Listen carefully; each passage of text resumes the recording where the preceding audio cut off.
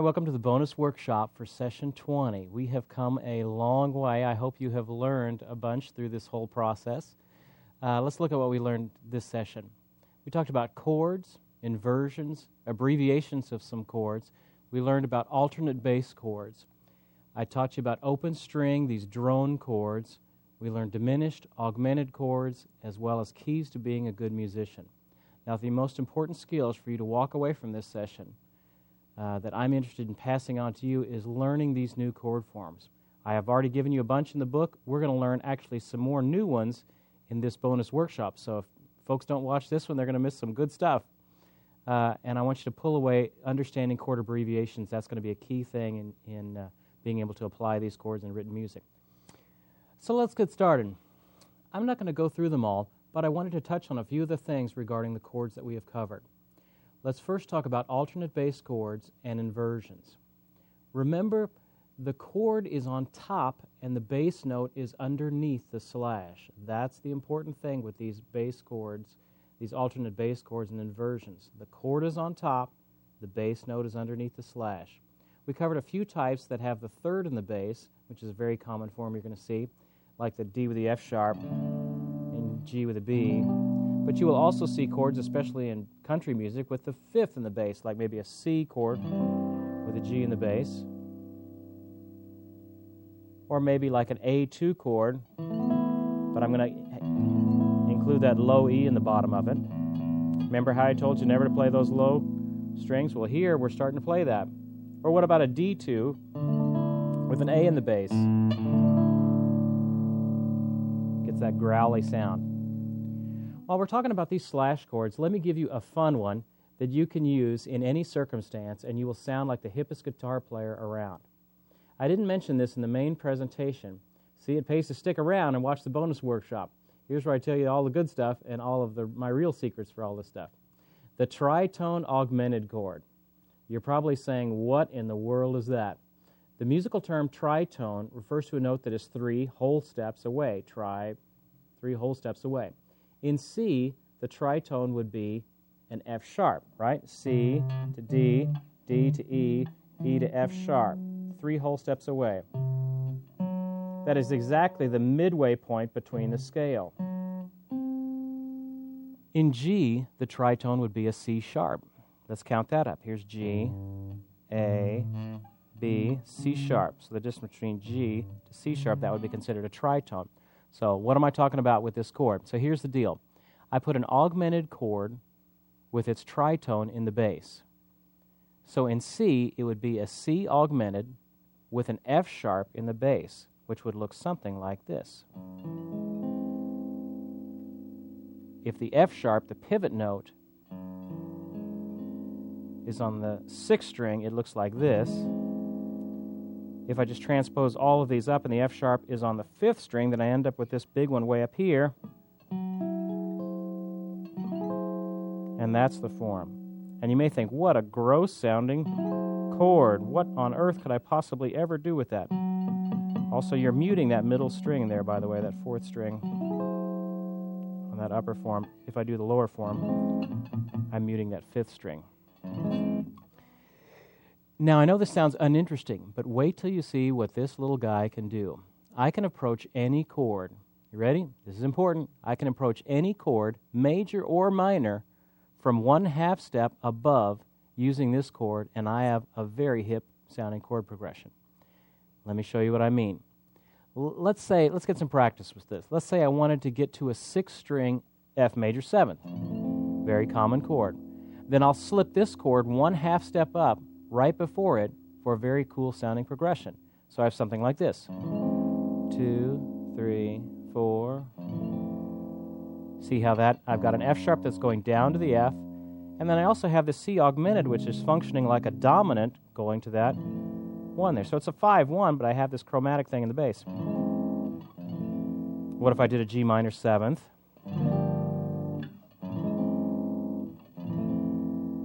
See how hip that sounds?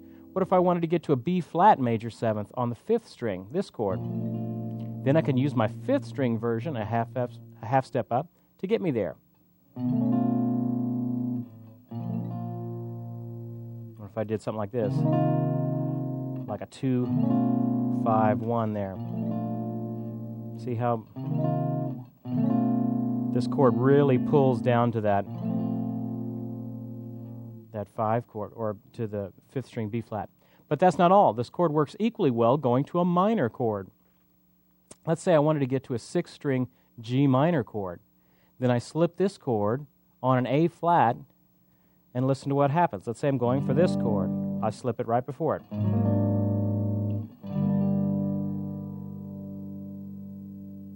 What if I wanted to get to a D minor 7th up here, the 5th position? Then I put my 5-string version of this chord on an E flat, and there we go. So I can use this chord everywhere, and it sounds great. Let's say if I'm in the key of F.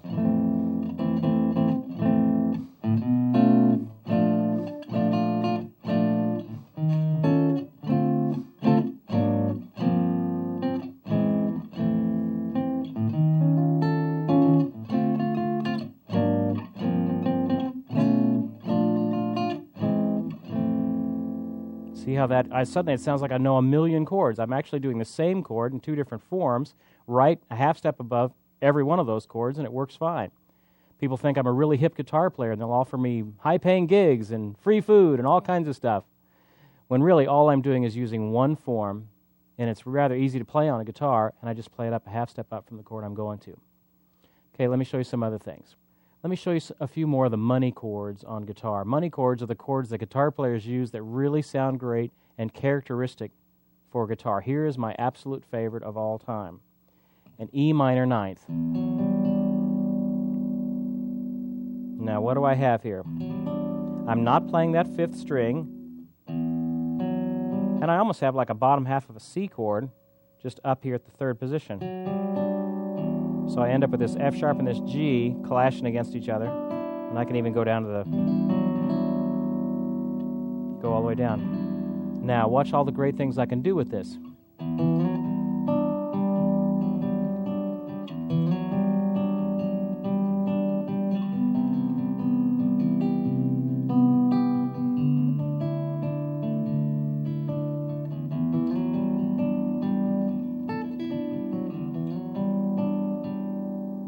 Very hip-sounding chord. This chord has put food on my table more than once.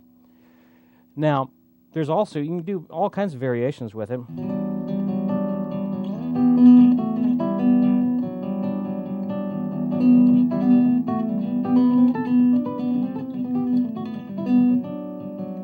My goodness, Steve, what are you doing? It's incredible. I'm going through an E minor, the parallel minor, or is the relative minor of G major. Let's think it out. Use all that theory I crammed in you for the last 19 sessions. I'm in the key of G major. Here's a G. There's the 3rd beneath it. And I'm just going to go down in 6ths. These are 6ths. I can go up. But I'm going to throw a little. So I'm pulling off this 2nd string.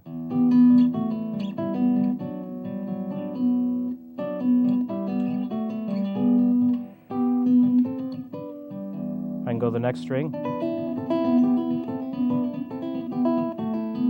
Little guitar tricks.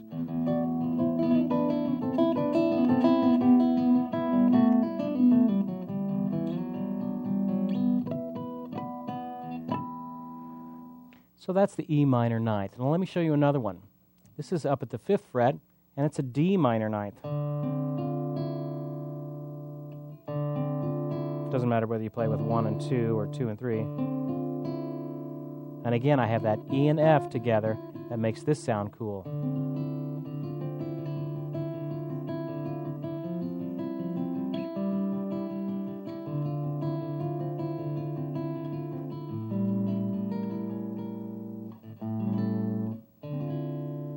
Okay, while we're talking about minor 9th chords, here's a great way to play an A minor 9th up at the 5th fret. See how all these minor 9th chords sound? They have that dissonance in there. It's kind of bittersweet. What an easy chord to play on guitar. I'm just using my 2nd and 3rd up here at the 5th fret on that 3rd and 4th string. Now, the sister of this chord is the A major 9th. All I do is move everything up a half step. And I have this chord. Great chord.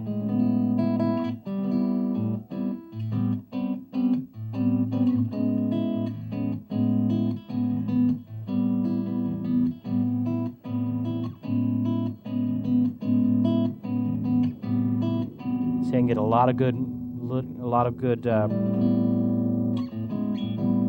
good hip sounds out of that. Let me give you one more before the music police break in and haul me away for giving away all these secrets.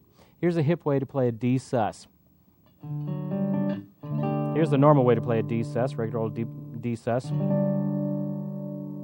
Now I'm going to slip this one in. It's kind of like a C form. It's exactly like a C form. I'm just going to be up at the 3rd fret. So if my progression is like maybe G, A minor, D sus, that's another hip way to play it. What is unique between all these? The dissonance between those two notes. I can almost guarantee you that if I'm in a recording session and I see a D sus or an E minor chord, that I will be substituting in these chords and sliding up to them, milking them for all they're worth. That's how this works. Let me show you a couple more. I realized that I didn't cover half-diminished chords in the main session. So here are my 3 half-diminished forms that I use all the time. I don't know a million chords. Here's the only 3 forms I know for a half-diminish. Here it is pivoting off of the 6th string, like if I wanted a G half-diminished 7th. Wait a minute, that's the same form as it was on our tritone chord. I'm just substituting it down here on the 6th fret. Again, muting that 5th string. What if I wanted to pivot off of the 5th string? That's no problem. I end up with that form, kind of a C half diminished. Here's one pivoting off of the 4th string. What if I wanted an E half diminished? Right there, can you see that? I'm barring 3 strings with my 2nd finger. I also didn't show you how to play a couple of 13th chords in the main session, so here are 2 of the 13th forms that I use. Here it is pivoting off of the 6th string. I can go down to the 1st string if I wanted to. Again, muting that 5th string. If I wanted to pivot one off of the 5th string, I can do a C 13th. A little bit of a stretch there. Got to stretch that pinky out and bar both of those notes. There are also chord sheets that are at the downloadable bonus resource section at learnandmasterguitar.com/resources. I know that listening to me rattle off chords isn't very exciting, but I wish someone would have sat me down at the beginning of my guitar playing journey and say, "Here, kid, here's just about every chord form that you're going to need to know in your entire guitar playing life," and then handed me the 4 or 5 chord sheets that we have on the website. It would have saved me an awful lot of work over the years. To get some practice with these new chords, let's work through the chord bonus exercises from the bonus resources for session 20. So we are at session 20 now, so if you were expecting these to be easy, I apologize for that, but we are to the end, so we are not in easy material anymore. Let's start with number 1 of the chord bonus exercises. Let's take a look at it. This is exercise 1. We had worked through some of the diminished chords, so this one uses diminished chords. We're in a jazz setting, so we get 2 beats on each. G major 7th, G sharp diminished, A minor 7th, B flat diminished, B minor 7th, maybe I can just kind of do that form of it, E 7th flat 9, A minor 7th, maybe a C with a D in the bass, and then that repeats. And then we end up on a G major 7th. So let's play it together on 1, 2, ready, go.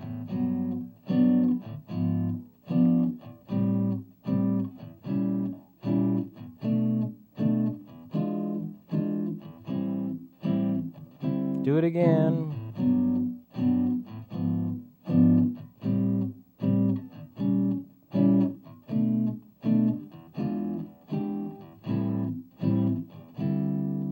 Now I could jazz those up even a little bit more. Let's see if I can do more stuff with them.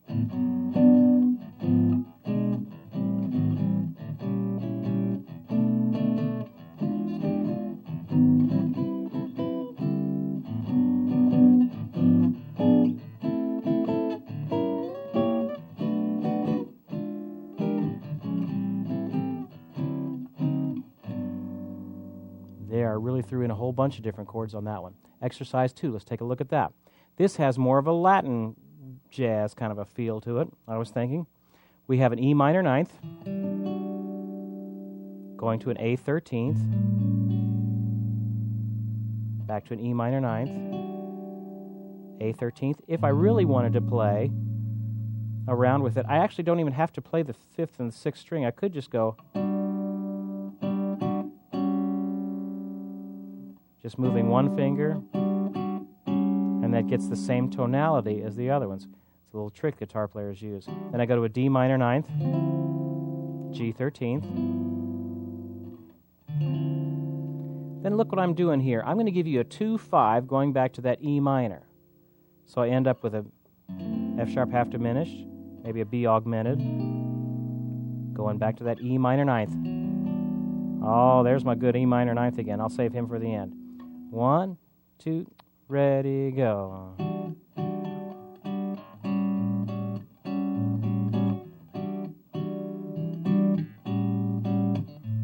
D minor ninth.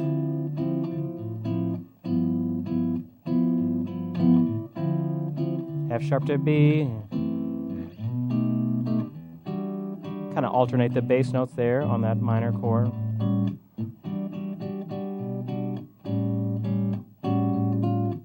Little passing note there.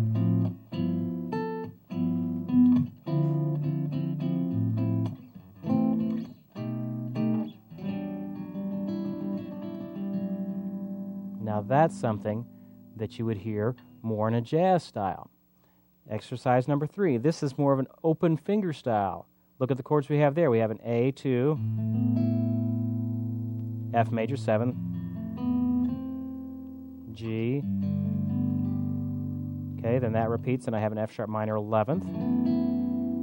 Our new fancy C sharp minor 7th. Maybe a B minor 11th. Then look what I have here. I have a G sharp half diminished, G sharp 11th, C sharp 7 sharp 9, C sharp 7 flat 9, resolving to that F sharp minor, maybe an F sharp minor 9th. Okay, so I have something like this. Remember this? Thumb 2, 1, 3, thumb 2, 1, 3. Remember how I told you about that? 1, a 2, number 3, and ready, go.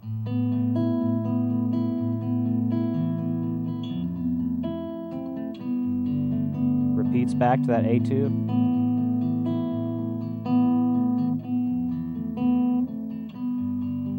F sharp minor 11th.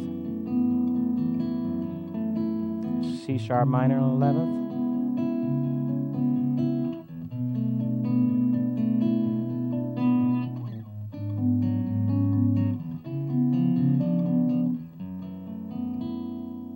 Maybe a minor 9th there. Different ways of playing around with that. And let's go to exercise 4. This is the bonus exercises on the chords. We're at number 4. This is more of kind of an aggressive acoustic feel. Look what I have. I have E2. I have our E with a G sharp in the bass, 3rd in the bass. Then I have A minor 9th. Remember that hip A minor 9th I told you about? B minor 11th.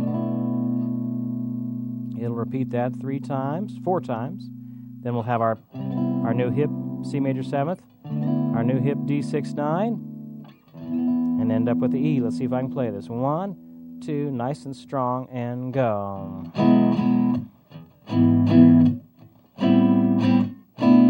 Repeat back.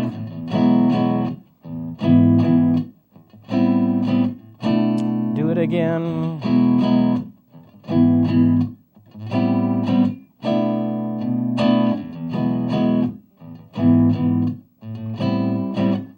C major 7th.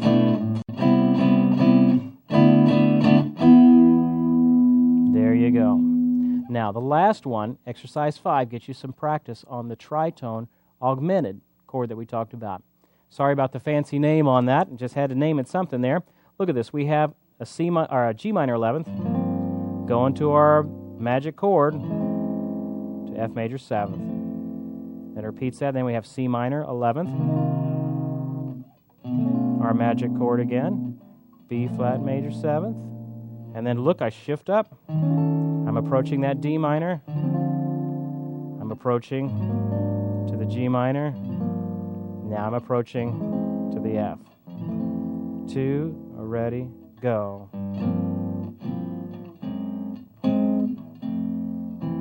We repeat that.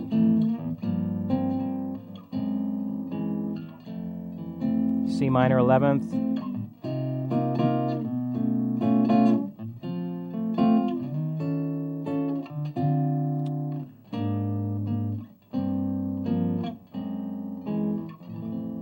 Wow, you got a really hip-sounding progression there by just adding that one chord to get you there. Okay, as we wrap up here, take a look at the song Funky Groove on page 105 in your book. I wanted to spend a little bit of time here and work through the chords as well as some thoughts on the soloing end of things. First, let's look at the chords and the rhythms on that first line.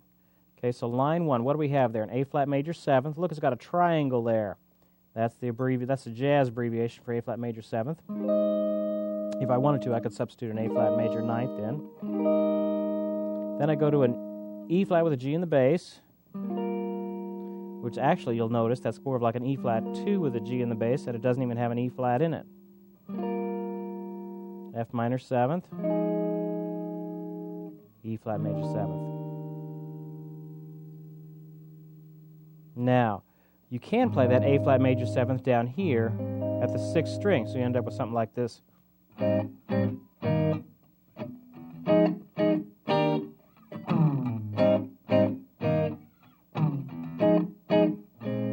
There's our A-flat with a B-flat in the bass there. You know, I can also play it up here. Let's see. That's an E-flat 6-9 chord right there. F minor 7th. If I wanted to get creative, I could even do F minor 7th, back up to that E-flat major 7th, E-flat 6-9 there for that E-flat major 7th, ending up with something like this.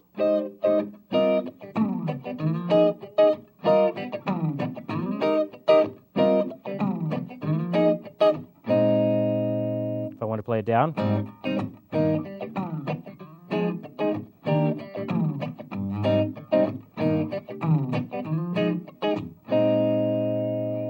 Now, on line 2, we have an A-flat major 7th, pretty plain, G augmented there, C minor 7th, D-flat with an E-flat in the bass.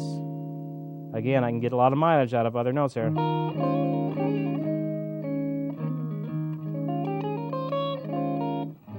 And then that repeats 4 times.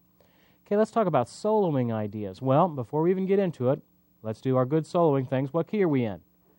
Well, look at your key signature there. I got 3 flats in it. We are in the key of E-flat. Don't let that first chord of A-flat fool you. We are in the key of E-flat. All of these chords that are in this whole song, give or take a little bit, are in the key of E-flat. The chords are coming pretty fast at the beginning. So it will be hard to play all of the chord tones if I'm thinking soloing-wise and to approach the solo that way. So what else could I do? Well, here are some things that run through my mind. I can use my E-flat pentatonic scale. I can go through my 3-note on a string ideas in E-flat. I can just play in E-flat and bend the appropriate notes like we talked about. I can go through these as we play, and I'll try to explain what I'm thinking as I'm going through it. So we'll try and do the best I can of thinking, playing, and talking to you. So let's first play it through with the track, going through the chords, and then I will talk you through some various rhythm playing ideas to consider. So let's fire up the track and play a little while.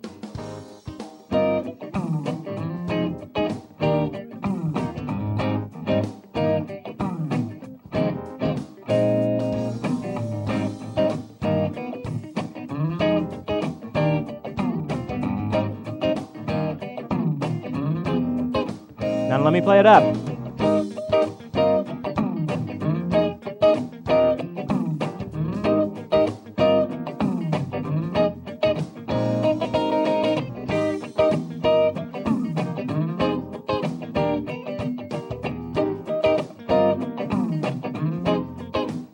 Next part, A-flat major 7th.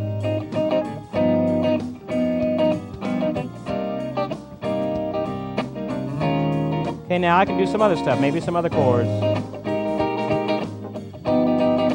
Different forms of these chords.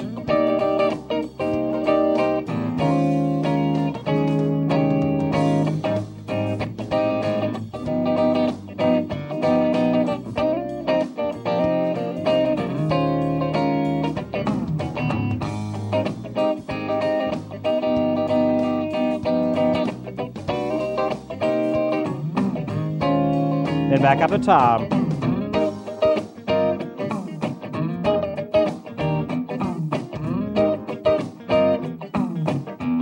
Let's say I want to do a little Paul Jackson Jr. muting.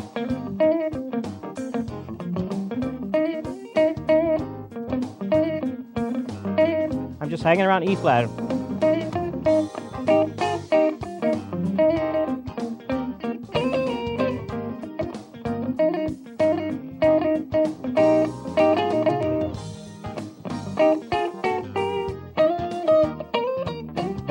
Just kind of play octaves for a while. Next part.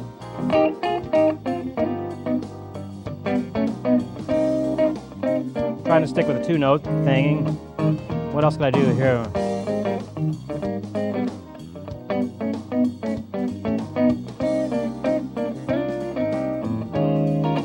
Well, let me do octaves for a while.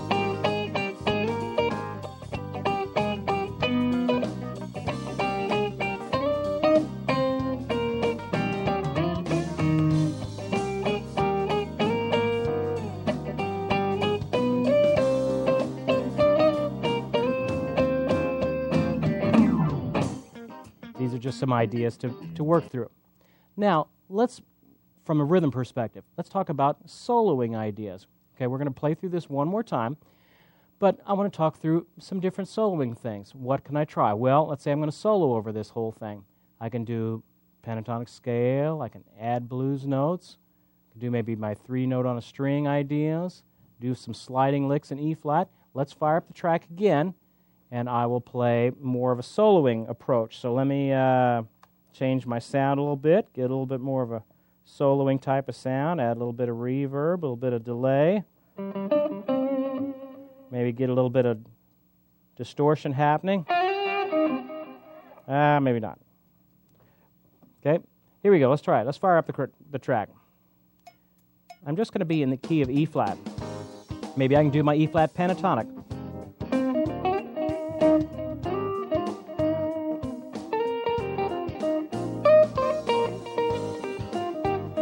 Now I'm right out of the first form.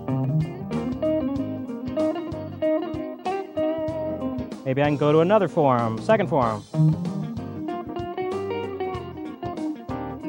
Add a little blues notes.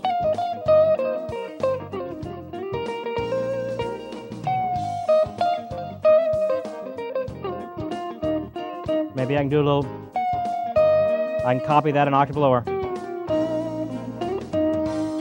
Now I'm to the second part. I'm going to still stay in the tonality of E flat, so I'm not worried about all the chords. I'm just going to stay on E flat.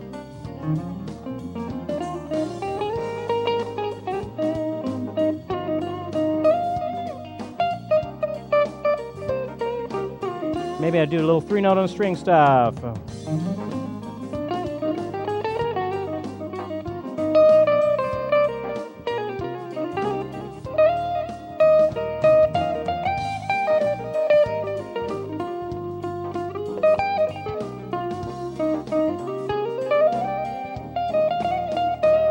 Back up to the top again. Maybe I can do a sliding lick.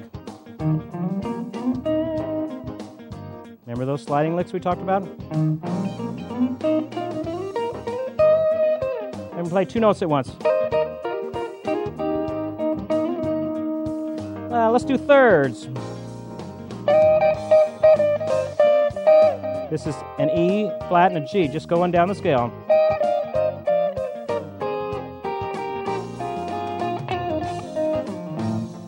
Do my sliding leg.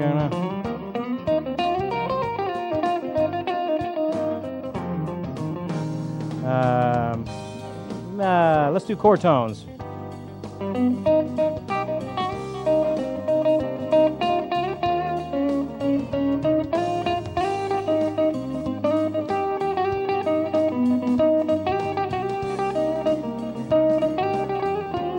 Let's do that chord tones again.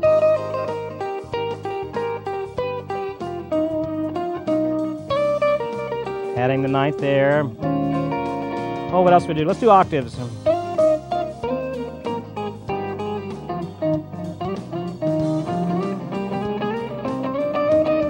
Build it up.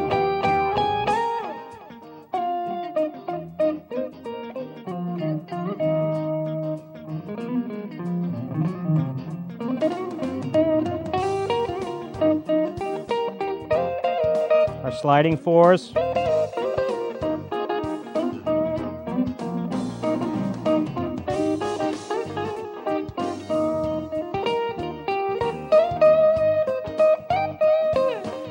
Let me put a little distortion on.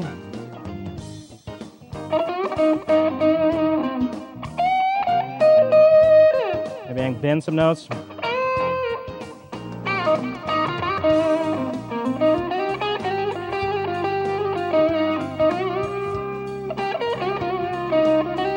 I'll bend through the pentatonic scale. Remember how we learned about that?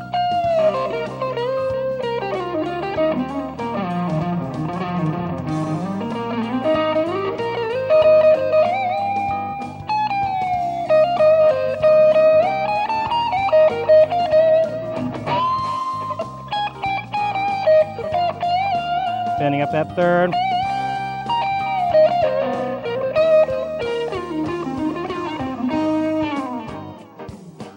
Anyway, that's just some different ideas that you can run through.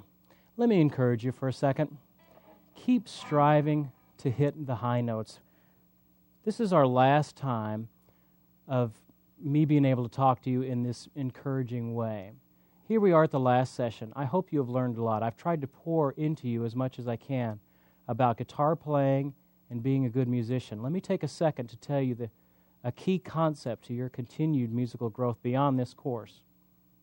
I was talking with a good friend of mine, Javier Solis, a tremendous percussionist and drummer who's played all over the world with artists like Tim McGraw and Michael McDonald and a whole slew of people in between.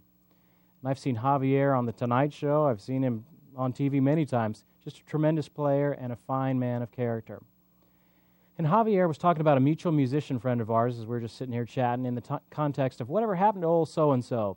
He was doing such good things and playing so great. And Javier said that he was still playing, but it was only a shadow of what it once was musically. So what happened, I asked. And I've remembered Jav's answer to this day. He said he stopped trying to hit the high notes. That was the beginning of the end of his musical development. He stopped trying to hit the high notes. He stopped reaching for new things musically. He stopped trying to improve and to grow his playing and to risk looking foolish to try and do something that he'd never done before. So he stays in the safe waters, the familiar licks, the same chords, the same songs.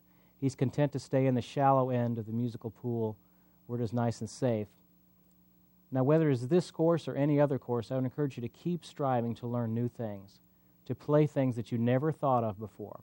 Don't be content to stay where you're at musically. There's just a whole lot more than you can reach if you just keep at it. You probably never thought you could make it this far, and yet here you are playing things you never thought you could. So keep learning and growing. Keep striving to hit the high notes. Please keep in touch on the discussion board. Play for others as much as you can. Other people need to hear your music. Take care.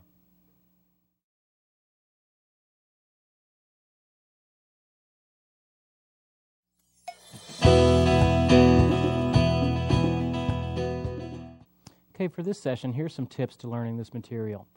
Learn those new chord forms. Your chord forms and playing will define your sound. The more you know about chords, the more chords you know, the more your playing will start to be distinctive from other players. Getting these chords takes effort and repetition before they eventually become part of your arsenal. How your learning happens is we see the new chord, we try and get it underneath our fingers, and even once we get it underneath our fingers, it's still not in our repertoire enough till we are able to apply it into different musical settings. Second thing, don't stop learning. Learn from every resource that you can get your hands on. Go listen to other players. Don't get intimidated by them. Learn from them. Then go back to your practice room and work at it. Learn to love your times of practice, because it is in those times that you are making real improvement. It is just you, your guitar, and your dream of becoming a better player and musician. Keep up the great work.